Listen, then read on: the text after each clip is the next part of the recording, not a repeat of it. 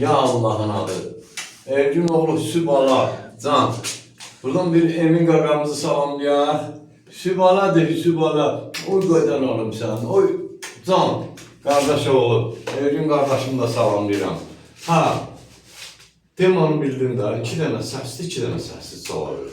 Ya Allah'ın adı. 3, 4.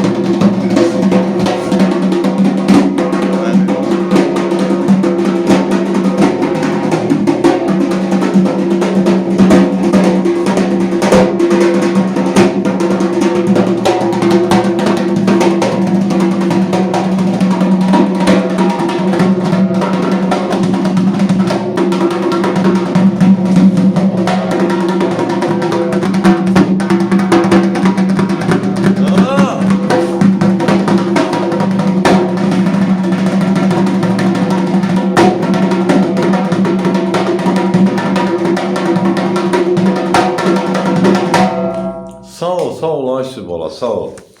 Budur Vayeli Bala məktəbi gəndə, maşallah. Oturan kimi ev tapşırığı evdə olmalıdır, amma burada hazırladı. Eldan müəllimi yaşayış yeri gəndə şəhər iş yerimizdən Mövzular Mədəniyyət Sarayının qapısı xalqın ballarının üzünə açıqdır. Biz hazırıq, qəbul eləyək. Nəyi bilirik sən? Bərbərən o paylaşaq. Sağ ol ay Yoska Bala. Sübala, bir dənə qəşəng o statusdakı çatladı sənə. Bax, bir dənə elə.